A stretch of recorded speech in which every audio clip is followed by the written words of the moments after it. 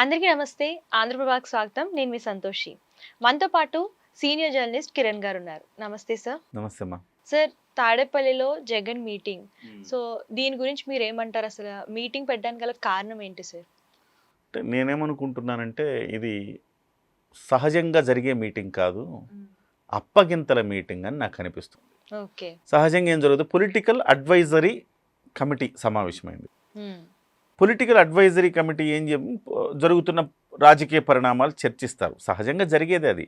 కానీ ఈ సమయంలో జరిగిన మీటింగ్ నాకేమి అనిపిస్తుందంటే ఇది అప్పగింతల మీటింగా అనిపిస్తుంది.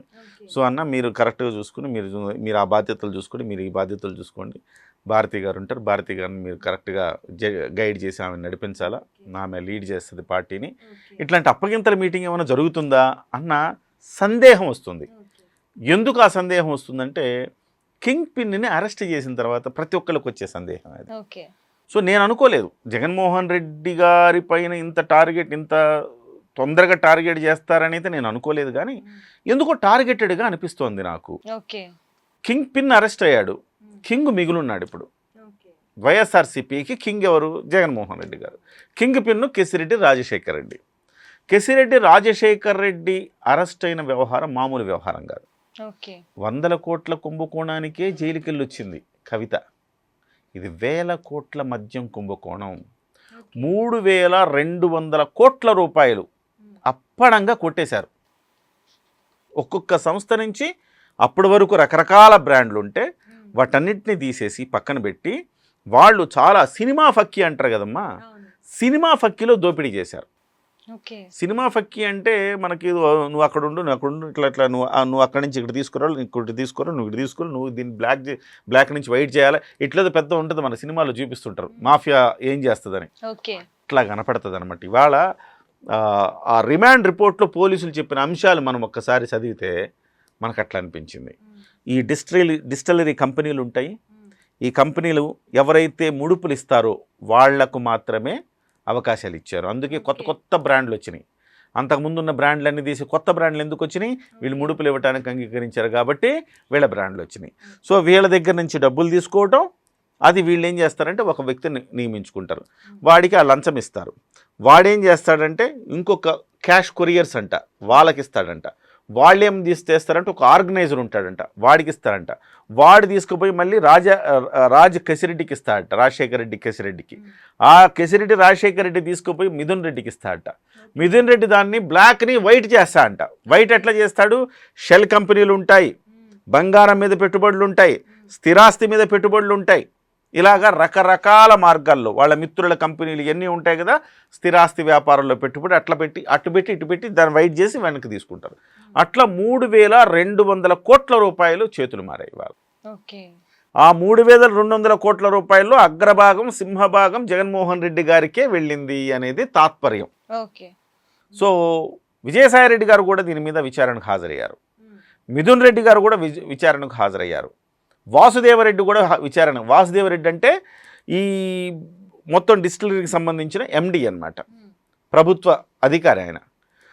వాసుదేవరెడ్డి, సత్యప్రకాష్ ప్రసాద్ అనే వ్యక్తి, వీళ్ళందరూ ప్రభుత్వ అధికారులు. వీళ్ళిద్దరు ఈయన ఎక్సైజ్లో, ఈయన డిస్టిలరీలో పనిచేస్తారు, కార్పొరేషన్లో ఉంటాడు. వీళ్ళిద్దరు కలిసి అసలు మనం మద్యంలో ఎలా దోచుకోవాలని మీటింగ్ జరిగింది విజయసాయిరెడ్డి ఇంట్లో. హైదరాబాద్లో మీటింగ్ జరిగింది. ఎవరైనా ఎట్లా మీటింగ్ చేస్తారమో ఎక్సైజ్ శాఖ కార్యాలయంలో చేస్తారు. ఎక్సైజ్ మంత్రి గారు ఉంటారు, మంత్రి గారి సమక్షంలో కూర్చుంటారు. నూతన మద్యం పాలసీ ఎట్లా రూపొందించాలో మాట్లాడుకుంటారు.